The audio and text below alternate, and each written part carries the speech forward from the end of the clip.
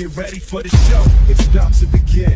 Pro fan talk when we dive right in. Sports talk, hot takes, ain't nothing we lack. We the real fans, nothing holding us back. Mic check, 1, 2, y'all know the drill. We bringing the energy, we keep it real. From touchdowns on liquid air on the slam dunks on the court. Every sport, every game, we holding down the fort. We breaking down the plays, dissecting the stats. Pro fan talk, we keeping it fat. Debating with passion, no filter, no doubt. We the voice of the fans, we scream and we shout.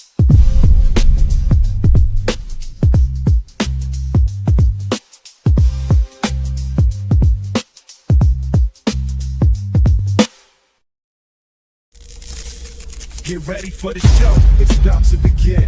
Pro fan talk when we dive right in. My bad. What's going on, y'all? Been a busy day. Digging out of snow. We all dug out. It didn't get crazy warm, but we had a lot of sun today, so a lot of stuff got melted. And we're supposed to get some more snow Friday, and then we're supposed to get even more snow next week. We're gonna get like 1 to 3 inches on Friday, I think it is. But after what we just had, that's child's play. And then next week we might get some more. So we might be digging out again, but good to go. What's going on, y'all? What is going on? It is Panda's first out the limo. I appreciate you, bro. What up? Carlos, what's going on, dude? Ian Sr., what's up? Q, what's good, big dog? We've been in Americas for a few years now, the media, the haters and folks from outside the city. Can't get enough. Hey, man, ain't that the truth, bro? Ain't that the truth? I done seen Howie Roseman on Rich Eisen. I done seen him every damn where. Everybody's on the shows, man. So I guess we at the tip of their tongues, man. I saw Rich Eisen things like, how come I asked the same question last week? Where was all the energy for the tush push? Where did that go? Was it the rule or was it just us? And then Peyton, the coach from Denver, he put it in a nutshell. He put it in a nutshell. It was the play, it wasn't the people. And now everybody else but us is running it, so now it ain't too bad. It was always they didn't like Philadelphia. Keep it real. Keep it real. It was because we were doing it. We were doing it. The Rams did it. The Packers did it. The Bills did it. Everybody else did it more than us. And now all of a sudden it ain't a problem. Now all of a sudden it ain't because they worried somebody's going to get hurt. It was all a bunch of bullshit anyways. You know it was. And this just proves it. This just proves it. So, everybody got something to say. And now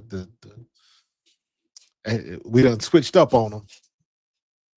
And now people finally realizing that it was all just nonsense. And not like they didn't know anyways. Come on now.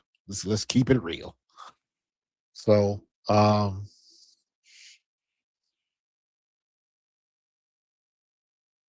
it's all good, man. It's all good. You see, I got my marathon stuff in the background. I've been messing around and getting some of this marathon stuff together. I launched my gaming channel, which I'm gonna do specifically for marathon. I thought about doing this a long time ago when I was playing Destiny. I had the idea that I was gonna record like Destiny raids and dungeons and stuff like that, and kind of like telestrate it like I would be like doing a football play. Because there's certain things you do in Destiny, you got certain mechanics you got to activate, and you got to be here, do this, pull that lever, that sort of thing. So I was going to do some freeze frame stuff and like draw on it and telestrate like a football play, but I could never, because of the way I was working, like getting home at like 11:30. It was like ain't no way that was gonna work. So now come around, I'm still busy, but now that I'm gonna be playing the game, it's easier to record now, and maybe I can do some things. So start up the gaming channel specifically to do. I'm gonna do marathon, maybe talk a little anime, things like that, but keep it simple. it might be a situation where I'm doing one, maybe two videos a week, but I'm still gonna be doing pro fan talk, most of this stuff. Pro fan hoops is going. Um, so yeah, keeping it busy, man. Keeping it busy. So, yo, Carlos, bro. I watched the playthrough of games that I know I'm not going to play. But I watched the gameplay every end. The only game that like that I played is Inside. Inside was phenomenal. Um, and what was the other one? It was Inside, and there was another one. What's the one where the boy was always in the shadows? He would always get eaten by the big like spider that would come out the shadows. I forget what the name of that one was, but Inside that game was I love that game. That game was phenomenal. Yo, Q, I was just watching the new trailer they dropped for RE9. That was crazy. That was crazy. Did I play the last Resident? I did not play the last Resident Evil with the one with Lady Dimitri, the big tall woman with the big boobs. I didn't play that. I watched it. I watched the playthrough, but I didn't play it. But that was good. I like the way they brought that one back around to the previous one with the crazy people in the farmhouse and how they made it all work. So yeah, uh, RE9 looks dope. Looks dope. Reanimal, I saw that ending, dude. That ending was 14 karat crazy, bro. 14 karat crazy. So right now, I've been gearing everything up for Amazon. Amazon for Marathon. I'll let y'all see this real quick. I don't have much content up, but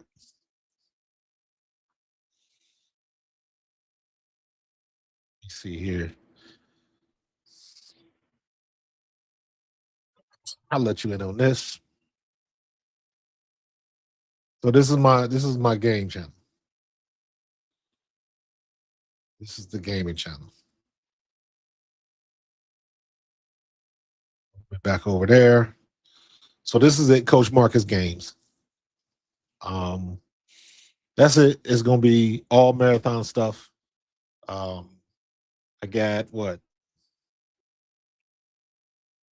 I got 6 videos up. That's it. I just did a video today because their website is doing they announced the shells and all that kind of stuff. So you know me with the graphics and the backgrounds and all that kind of stuff. I do all this stuff myself.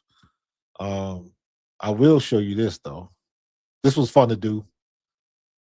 This was so if you know anything about um, the game is futuristic cyborgs.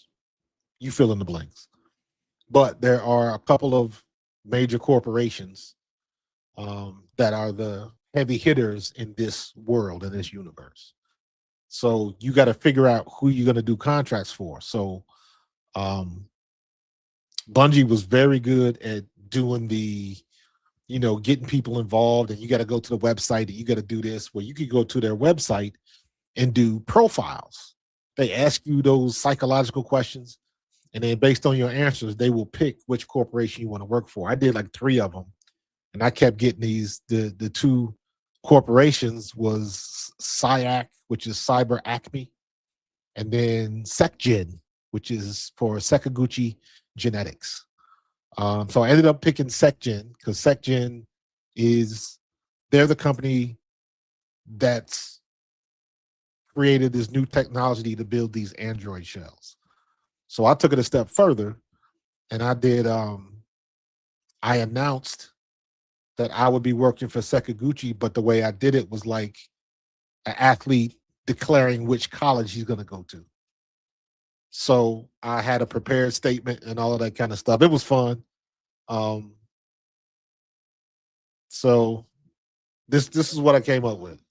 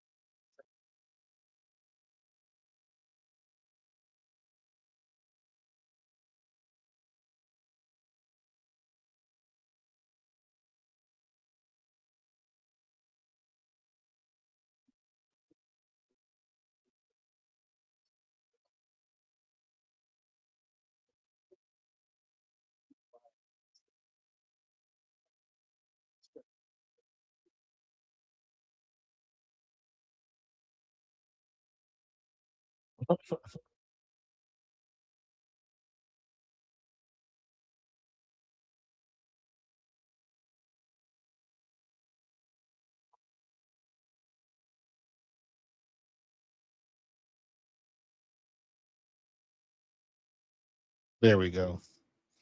Hey, appreciate that, Carlos. I hope y'all can hear that.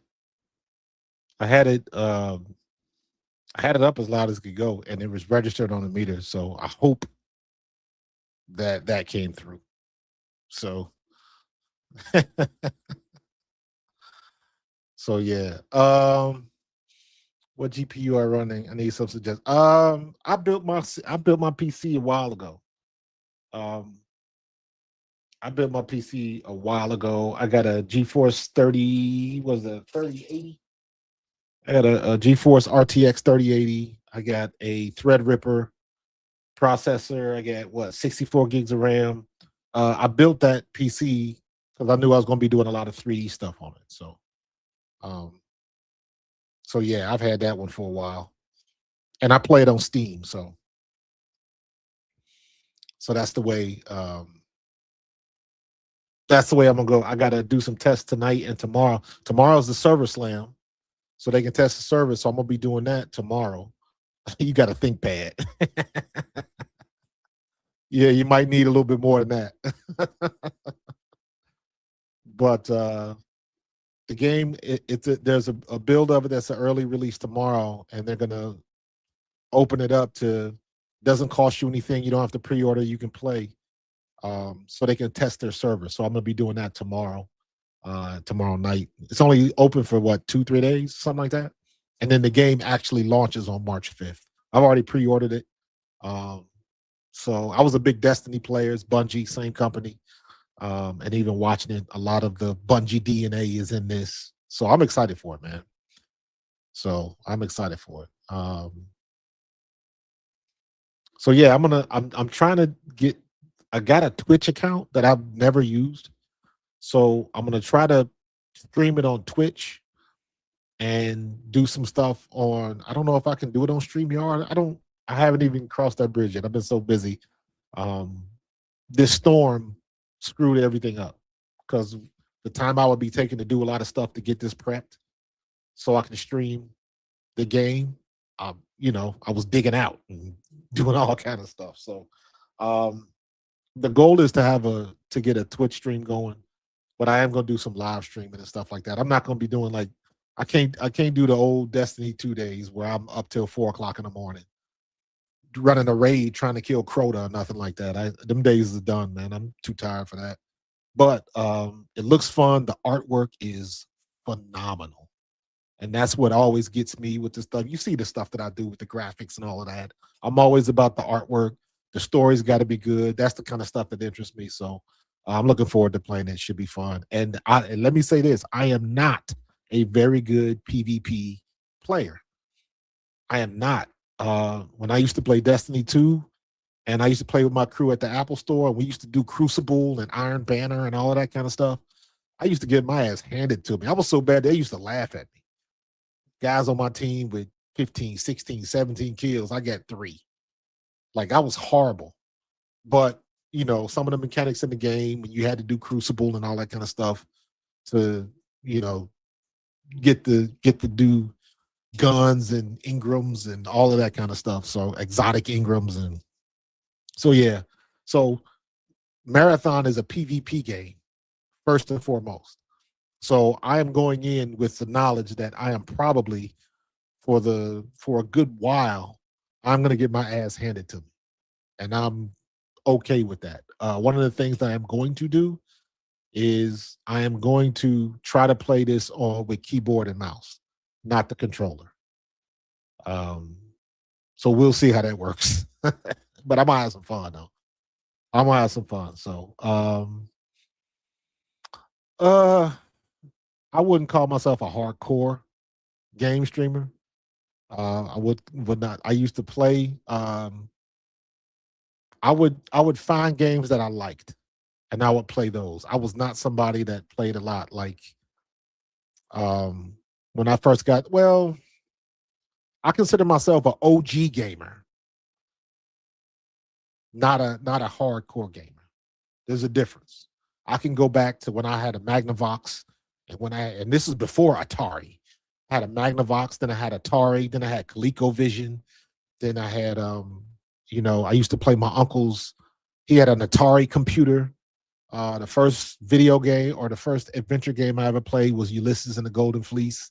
That's what got me into adventure games and RPGs and stuff like that. So um, I never considered myself a hardcore gamer, but I love games, love cartoons, love anime, Final Fantasy, um, Fantasy Star, all those games, man. Absolutely love them. So Magnavox was a TV, but Magnavox had a game system. I think it was called the Odyssey 3000. They had the Odyssey 2000, Odyssey 3000. I think my dad bought us the Odyssey 3000, but basically it was just a glorified Pong system. That's how old I am. I told you I was an OG. So it was basically a glorified Pong system. You played Pong, then you played soccer, and soccer was Pong, except they would give you like 5 dashes on each side. And then you played hockey, and it would be the same thing, the number of dashes on each side. And that was it.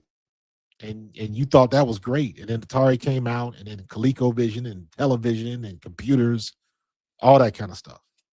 Apple IIe, Apple IIc, Hard Hat Mac. I can go way back to some of these games, man. I'm such an OG. I remember in the early 80s, you would go to a computer store. They sold the computer games. Independent gamers used to make the computer games, and they would sell it to the computer stores, and you knew it was an independent game because they would have Ziploc bags with a 5 1/4 disc in it, and they would write the directions or type up the directions and photocopy it, Xerox it, and then fold it up and put it in the bag, and they would sell it just like that. That's how old school it was. Everybody didn't have a box. Everybody didn't have a printed cover. None of that kind of stuff. When I say it was old school, it was old school, bro. So yeah, man. So I appreciate everybody. Yeah, if you wanna check it out, do me a solid and go to Coach Marcus Games. That's me getting that started. So that should be fun. That should be fun. A little something different. A little something different to the season gets started. Maybe I'll run into CJ Gardner Johnson. So, but yeah, Landon Dickerson posted that he's gonna be back. Here's my problem. Let me pause. I don't have a problem with it. Here's the issue with it. If he's not 100%, what does it mean? He came back this year and he couldn't get it together. His knees, when he had that first injury in camp, he was never the same after that. He gritted it, he grinned and bared it, and he put it on the line and did it for the team, but it wasn't good enough. His performance was not. That was the major issue this year with the season. This year mimicked the 2023 season, but instead of having a defense that couldn't tackle, we had an offense that couldn't run block. But the result was the same. It ended up costing us in the first round of the playoffs. And we could never, because we could not run block, we could never get our offense going. We could never get it going. So while I think it's great that Leonard Dickerson is going to come back, if he can't come back and be productive throughout the year, hollow victory. So we'll see. We'll see. What's up, Jay? What's good with you, bro? So yeah, I keep hearing both stuff. People keep saying they need to find a way to get rid of AJ Brown because he's trolling. Yes, he's trolling, and everybody that's butthurt about it, that's what you get. But I don't think he's going anywhere. I hope he's not. I'm on Twitch. Not yet. I do have a Twitch account, but I've never used it. I plan on starting it for marathon. So I'm trying to get that done very quickly. But like I said, this damn snowstorm screwed up the schedule a little bit, but it's all good. Um, I know he got rushed back. That's not our fault. And I said this during the year, and don't get it twisted. I love Landon Dickerson. I think he's one of the best in the business when he's healthy, and that is the problem. We got all of these guys on the team that we like to consider the best in the business, but there's always a but to it. But when they're on the field, if they're not on the field, it doesn't matter. Lane Johnson is a first ballot Hall of Famer, guaranteed. But if he's not on the field, the production drops drastically. So,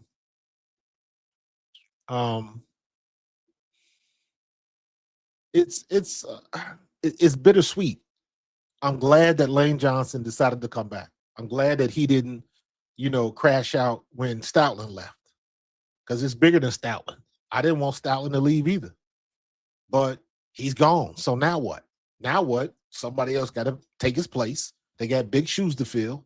But guess what? Everybody got to put their big boy pants on, get out your feelings, and you got a job to do. Because guess what? That check still gonna crank, still gonna cash, and you are required to earn that money. So I wanted Stoutland to stay too. I thought Stoutland was untouchable. But one thing that I say, and maybe we just got lax on that aspect of it, anybody can get got in the NFL. Nobody's exempt. From the best coach to the best player, anybody can get got. And that's what happened with Vic Fangio. It wasn't going how he wanted it to go. And he decided to step away. Now, here's the thing. Everybody was in their feelings about that. Myself included. Because you could go back and look at some of my old shows, and I was the first one to say, whoever they get, if they don't want to deal with Jeff Stoutland, then I don't want to deal with them. Jeff Stoutland is untouchable. Well, proves what I know. Everybody can get got. Nobody is untouchable. Everybody is exempt. Or nobody's exempt, I should say. So, we gonna see what we got. The dude that's replacing him is not as good as he is, nor do I expect him to be. However, I do expect the guys on the field to handle their business. That's a prerequisite. I do expect that. So it doesn't matter who's coaching them. They've been in the league long enough to know what's expected of them. There ain't nothing new under the sun. So I'm expecting Lane and Mailata, Brett Toth and Juergens and all of them better come back ready to go. And we got to get them back up. Miles Hinton and all of them guys, Fred Johnson and all of them. When you step on that field, there are some prerequisites that you must meet. Point, period, in the paragraph. And that's the job. That's the job. So, why does everybody keep talking about Cilio? Cilio showed us on the show that he was texting director of personnel for the Patriots. He asked him if AJ Brown is going on the Patriots next season, and he said it's a possibility for sure. Of course, it's a possibility. It's a possibility for AJ Brown to go anywhere if the money is right, and the draft picks so that whole thing is a big troll to everybody in Philadelphia. But him saying that, that was true 3 weeks ago. That was true at the end of the season. So that's not, to me, that's not news. That's not news. So I don't know what the Howie Roseman has said that. They don't want AJ Brown to go anywhere. However, if the deal is good enough, if the deal is sweet enough, if somebody decides to throw a first round pick and a couple other picks, and if the deal is sweet enough, Howie Roseman is going to do the deal. Period. Howie Roseman is going to do the deal. So get used. I don't want AJ to go either. I think it'll be a detriment to the team, and somebody's got to feel that production, and that means all of the attention is going to go on Devontae Smith, and I would expect that his production is probably going to go down because now we lose one of our best receivers. All of the attention goes to Devontae Smith, and on top of all of this, we learning a new offense. We got a new offensive coordinator, so it doesn't really help us. So I want to see A.J. Brown here. I want to see what Sean Mannion can do with A.J. Brown and Devontae Smith and whatever tight end we end up getting, because I don't think Dallas Goedert is going to stay unless he takes a hell of a discount. We got to get somebody new that can block, period. Period. There is no argument. There is no argument. Granderson, Calcaterra got to go. We need somebody who can block. It is too important. We got one, maybe 2 more years with Saquon. That's it. That's it. Then you're going to see the degradation and all of that kind of stuff, the plus 30, and you're going to hear all of that talk. You got 2 years left with Saquon. 2. That's it. Get somebody that can block. Or we're wasting him. We wasted Saquon this year. We wasted him this year. I don't want to do that again. But Frado, to your point, man, I'm not worried about Cilio. Saying the Patriots are interested, so what? When I wake up in the morning, I gotta go pee. That's not a secret. You know what I'm saying? My bad. Sorry. My apologies to the ladies. That was crude. But that ain't no secret, man. Cilio ain't dropping no bombs. So, if somebody was to get him, I would think the Patriots would be in the forefront. They would be the leader in the clubhouse right now if somebody was to make an offer for him. So his history with the coach. That makes sense. They got a nice young quarterback. That makes sense. So it makes sense. So Cilio ain't dropping no bombs. That's Captain Obvious, if you ask me. All right, Mikey, what's the page you wanted us to follow?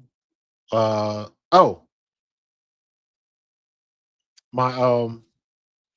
Coach Marcus Games.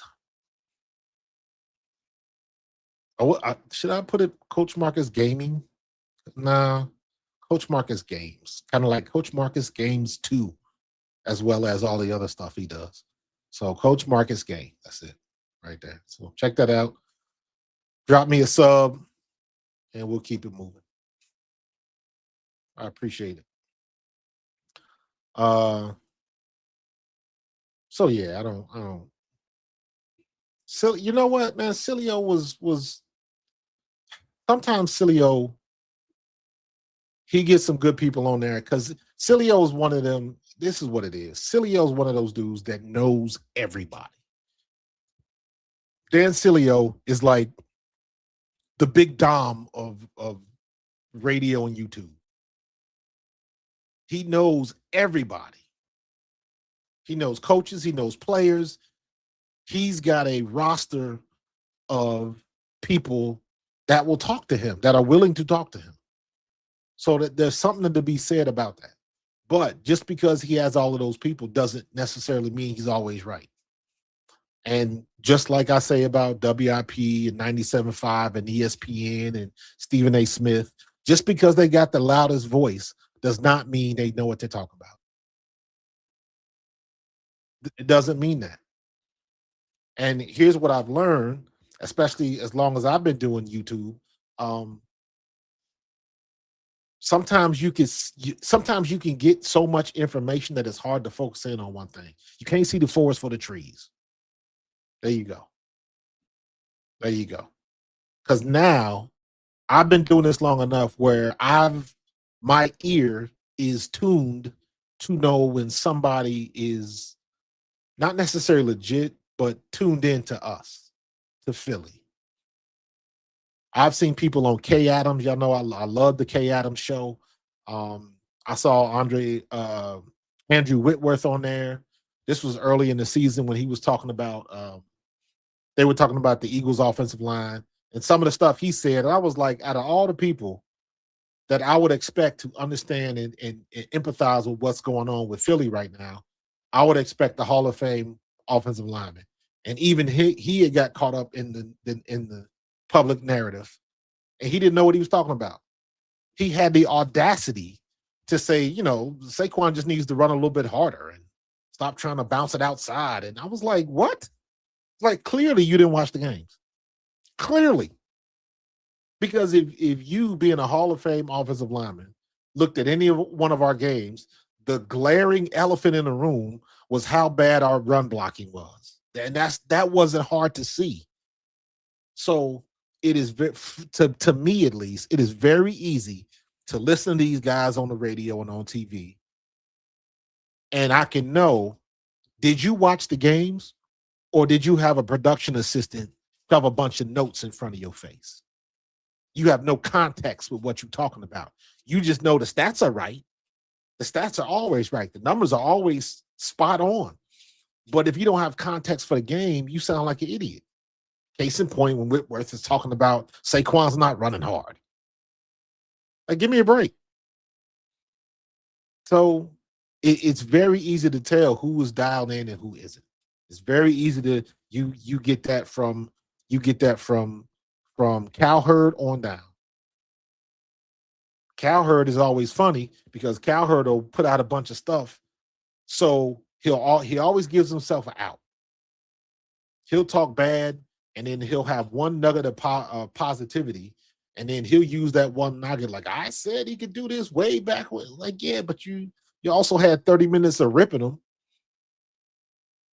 He's good at doing stuff like that with everybody, not just Jalen Hurts and not just AJ and all of that kind of stuff. Everybody swore that AJ Brown was a problem in the locker room. Everybody swore that. They just knew it because they're on the outside looking in. And there was a national crash out because he tweeted about the offense. And again, and I will continue to say this again, AJ Brown has never been wrong about anything he has said. Not once. Not once. So, but people just want to get bent out of shape because he said it. And now it's starting to come out like, wait a minute, well, maybe AJ Brown was just taking the bullets for somebody else because he had to be the focus. And, so I'm not with all of that. I'm not with all that. Yes, he's got some big shoes to fill, and that's not unfair. That's not unfair at all. That is strictly up to the because of the standard that Jeff Stoutland set. So I don't think that's unfair at all. He got some big shoes to fill, but guess what? That's why you get paid the big bucks. You got to, if you can't step up, don't keep up. Who said that? Let's put it in the chat. Who said that first? If you can't step up, no. If you can't keep up, don't step up. Who said that and what movie? See who gets that. Atlanta franchise tag pits. I did see that. No, Brian, I'm with you 100%. I don't think Sean Mannion wants to lose AJ Brown. I agree with you.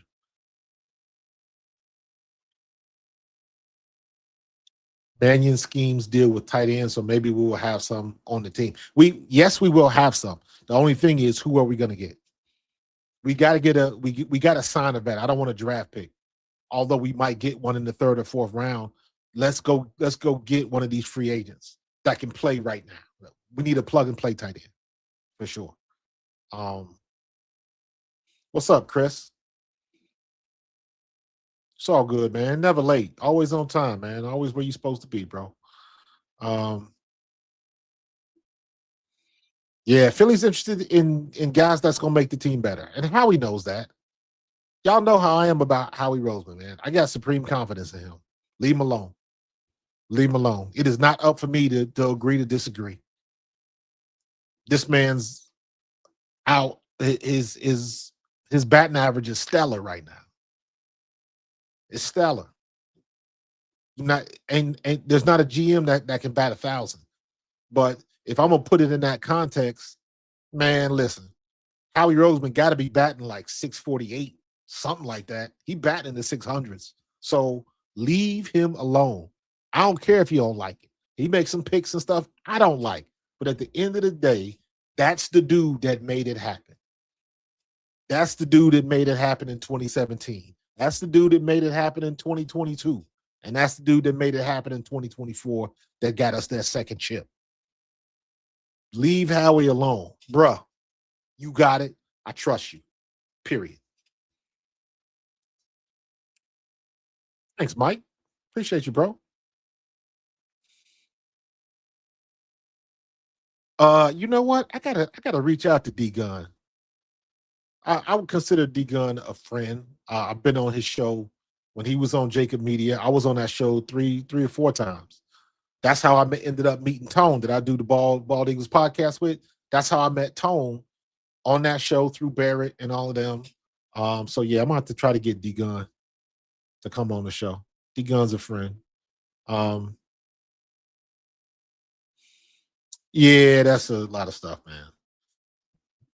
A lot of stuff, but yeah, I'm gonna have to. I tried to do this in camp. I was gonna put the band back together. It was Tone, Barrett Brooks, Derek Gunn, Rob Ellis, me, because Barrett, D Gunn, and Rob Ellis, all three of them used to do a show together. And Barrett brought me on that show. And that kind of boosted my profile with my YouTube channel. So, and I ended up coming on that show like maybe 4 times. So, and I loved it, man. So, we're definitely gonna have to do that again.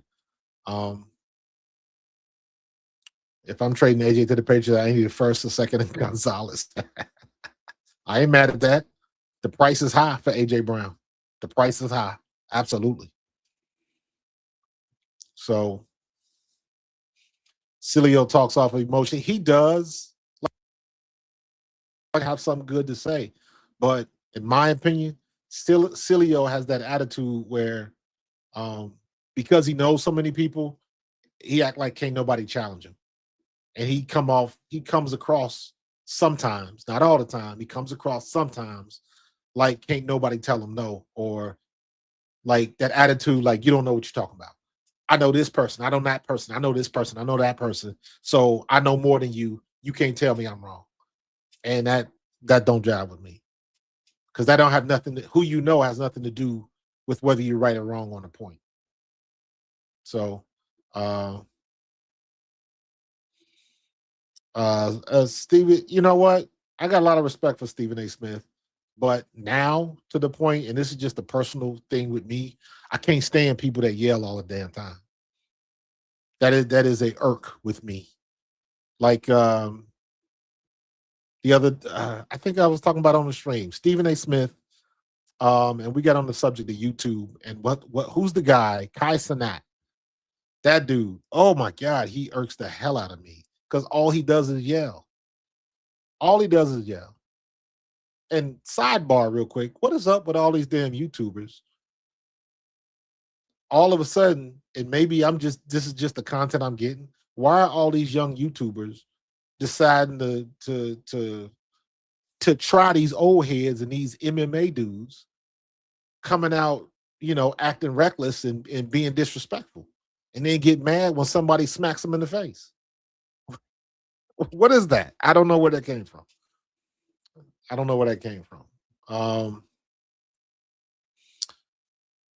Who is to blame for the run blocking performance, Lyman or Stout? It's a little bit of both. You got to put the blame on Stout. The same way we put the blame when the shit goes wrong with the team, everybody want to throw Nick Sirianni under the bus because they don't like him. But they don't say shit about Stoutland. But run blocking was a problem, and that's his baby. So you had to put some of the blame to him. But I think the biggest issue was 2 of the most important people, 3 of the most important people were hurt. Cam Jurgens was hurt. Landon Dickerson was hurt. Lane Johnson was hurt. And at some point in time, Jordan Mailata wasn't his best.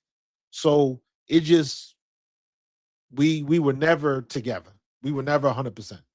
I think that's the biggest issue we had was the health of the offensive line, and it showed. Um, what do you think Howie will trade AJ for what picks? I don't know.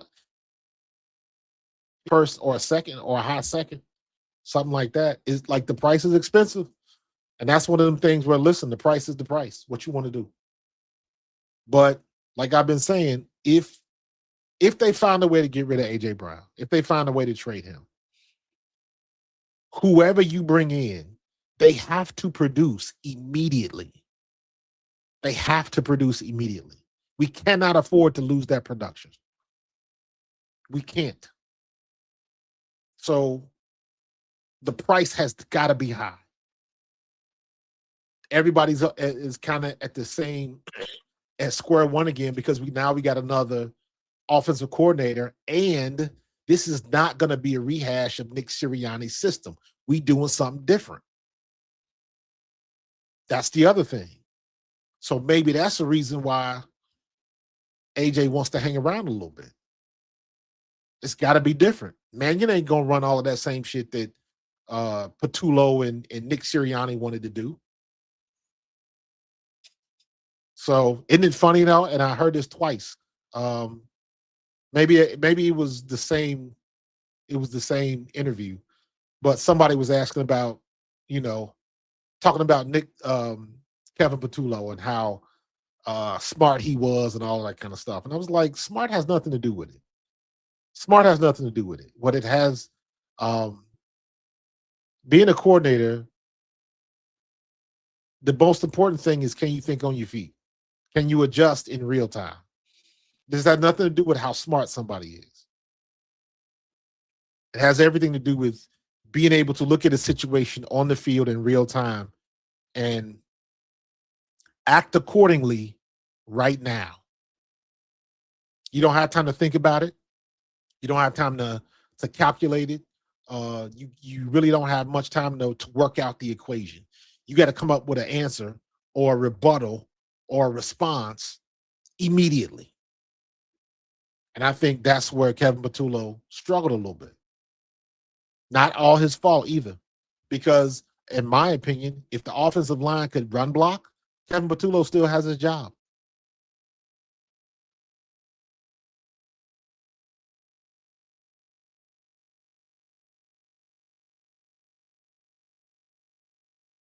Narrative AJ is a locker room cancer. Players honor him as a guy. Yeah, that's all BS. That's all BS. That's all an outside narrative. Because the people, and I've said this before, you don't vote somebody a captain and you don't like them. Or you could not like somebody, but you have to respect them. It's two sides of the same coin. You're not going to have somebody that's an asshole and have them your captain. Why you think CJ ain't never been a captain? CJ is an excellent safety.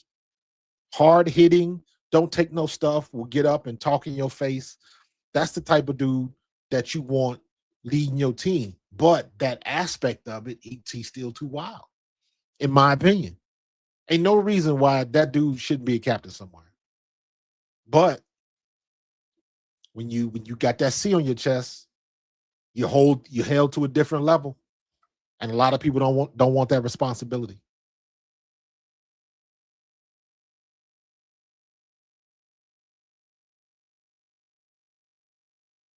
Yeah, the whole O-line was hurt. Yep. Yeah, Chris, we don't have enough conversations about this, bro. But it's out of our hands, man. I just, like I said, I'm just trust that we gonna do the right thing. Riddick, you already know. If you can't keep up, don't step up. Kira, get that ass moving. Love that movie. That was the second one. First one, the second one. The third one, eh, it wasn't great. It wasn't horrible, but it wasn't great. It wasn't great.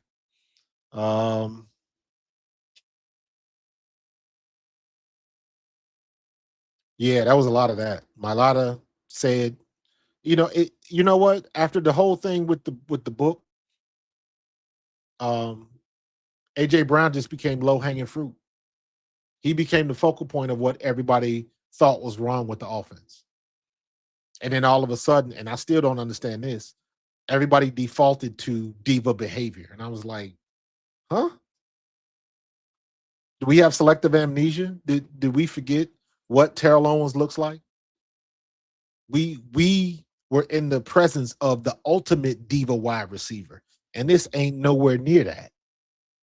So to even insinuate that, in my opinion, is disrespectful. And it's like willing ignorance. AJ Brown ain't going ain't in meetings talking about y'all gonna have to throw me the ball and y'all. That's what a diva is, and we've seen stuff like that. He ain't it. We've seen Antonio Brown. We saw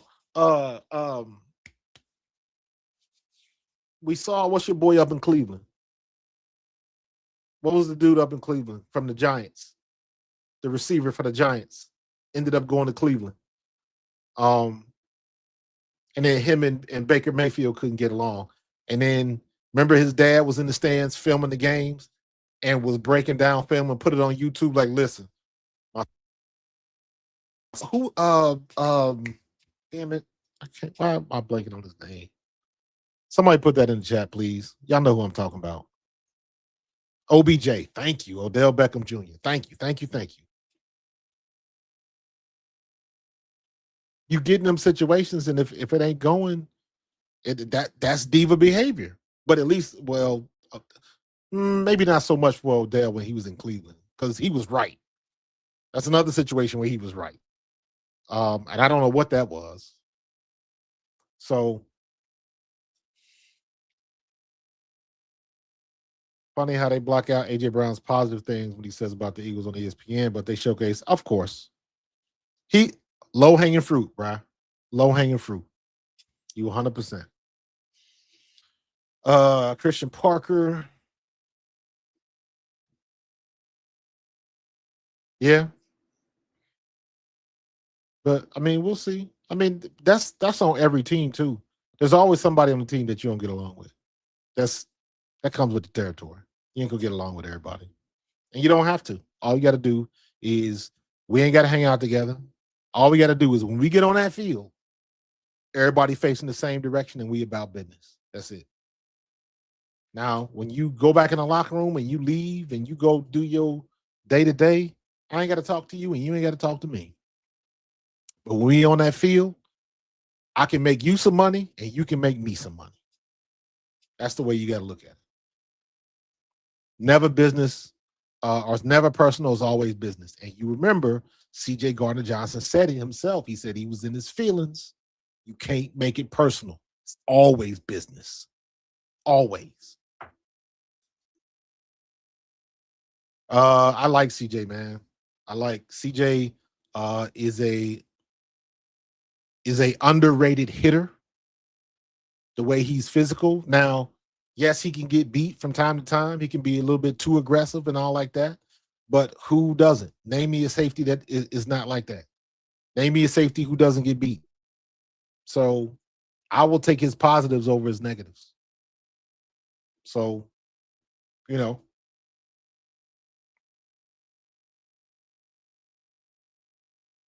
Yeah, I heard him talk about that. I saw that when he came in with the chain. But at the end of the day, it's like, and let me be honest with you, I hate stuff like that.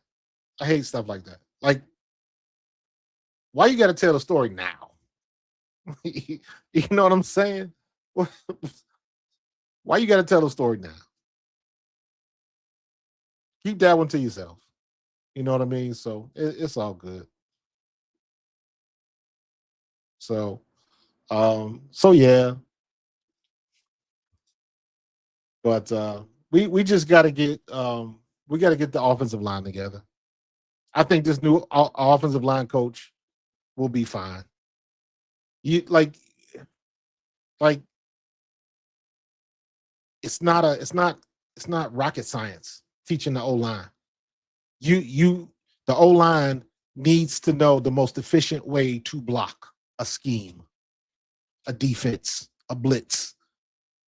And there's nothing new under the sun. So they got stacks and stacks. They got servers on servers of film of a particular defense, blitz, twist, stunt, delayed blitz, all of that kind of stuff. They got all of that stuff on tape. They know who does it, they know how to see it, they know the percentages, and they know the most effective way to block it. So all the offensive line coach is going to do is reinforce those techniques that make you the most effective against certain types of looks, schemes, shades, and techniques. Is it a 3 technique? Is it 3-eye? All of that stuff. What's the most effective way to run the play that you're trying to run against this? This guy's head up. This guy's 3 yards off. You're open. That means you looking to go up to the second level and get the linebacker. But wait a minute, you got somebody on the outside shade. Now, who do you get? Are you going up for the linebacker? Or are you taking this man on your outside shade? It depends on what play you're running. Are they running inside of you? Or are they trying to get outside of you? If they're trying to get outside of you, the dude on the outside shade, there's no way you're going to get that block and wheel your hips around and be able to seal them to the inside. So that means does a tackle have to come down? Does a tight end have to come down? Do they have to put somebody in motion and crash down? There's a million different ways to do this stuff. That's what the coach has to do. He's not reinventing the wheel.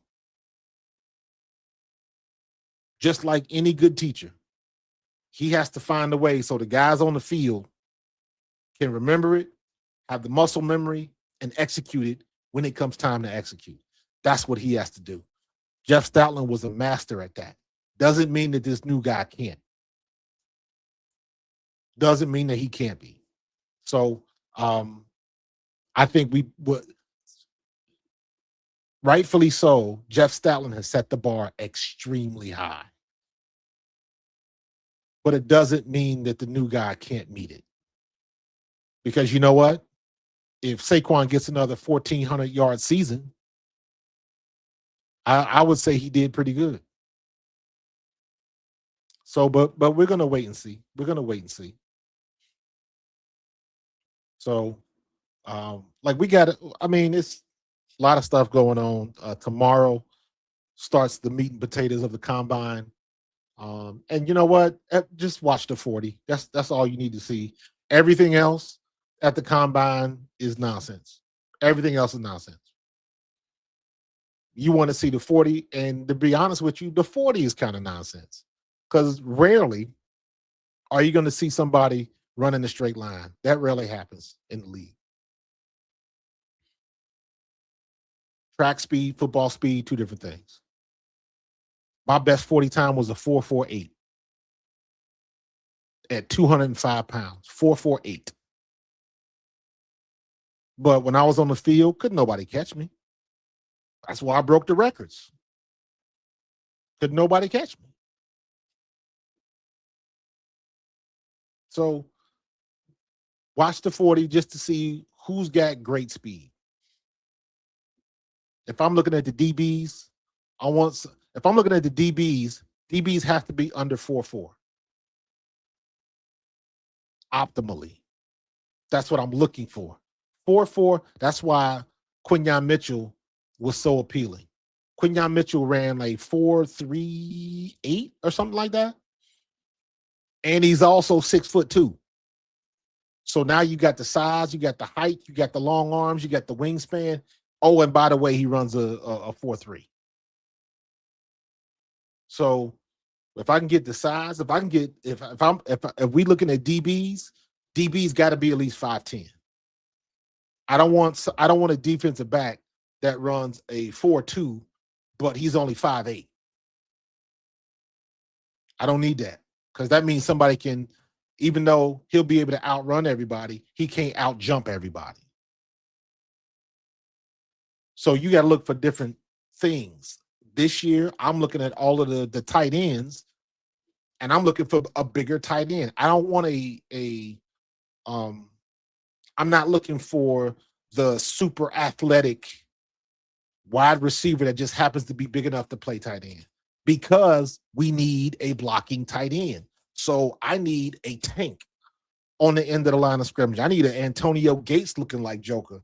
That's about 6'3", 6'4", about 250, 260. that looks more like a light offensive lineman than a tight end. Maybe we get him in the pass pattern every now and then, but I need something that can stabilize that end of line and that defensive end. That wide nine technique, he can handle that. So it all depends on what you're looking for. It all depends on what type of scheme. Does Mannion run a scheme where he needs a big tight end, or does he run a scheme where you need somebody like a Dallas Goedert or a Zach Ertz? It all depends on what he's running. I got to go back. Eventually, I'm gonna get into some film work with the Packers. I want to see what the Packers are doing because I want to see what he was doing last year because that's what we're going to be doing this year. So, got to study up. Got to study up. All right, he's going to break the mold and draft Sadiq. All right. Patias with the 5 memberships. Thank you so very much. Thank you so very much. Uh-oh. I saw the graphic. There we go. We got a new member. What's up, Philly D? That's what's up. Appreciate you, man. Appreciate you. Friday, man, y'all just joining me? I thought you had been joining, man. It's all good. I appreciate you. Thumbs up anyways, man. I'm digging it. That's why I said vibranium. What's up, man? All these new members coming through. Keep it coming. That's what I like to see. Let's keep growing. Let's go. Keep going. Keep bringing it. Y'all notice I'm using the marathon graphics. Y'all saw the tag. That's what I love. But thank you for the memberships. Thank you for everybody that jumped on board.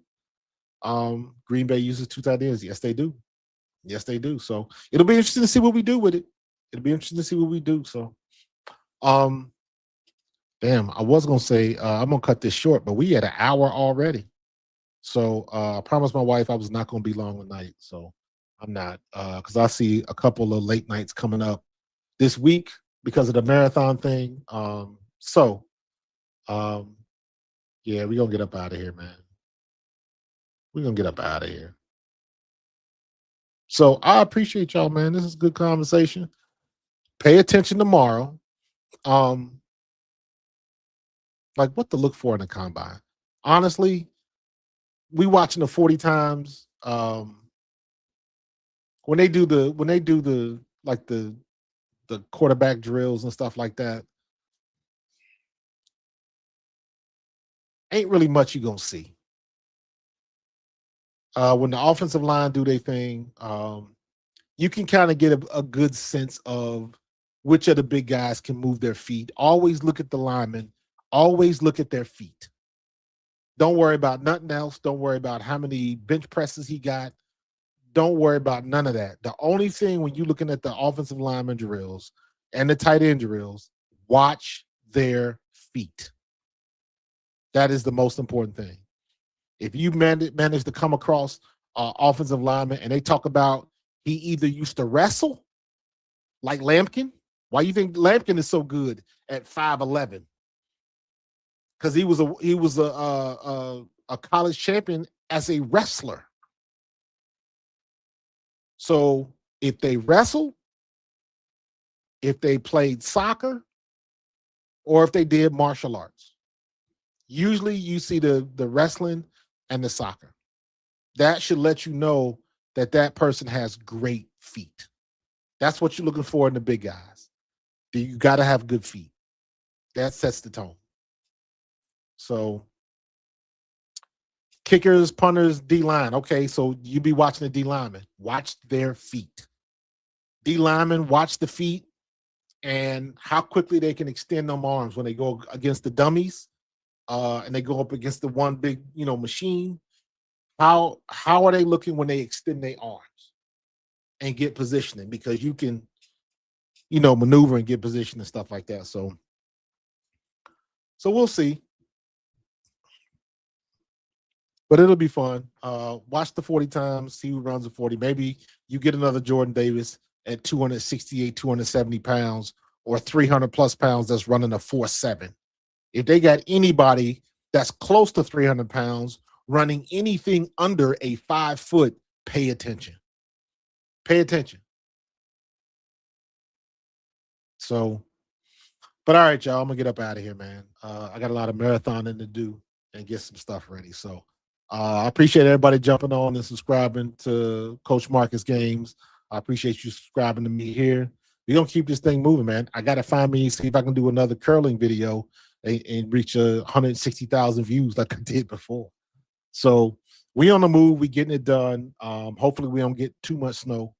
And we're gonna keep it going. So I will have an update with some more combine news. It's early. It's gonna be a lot of moving and shaking, a lot of talking.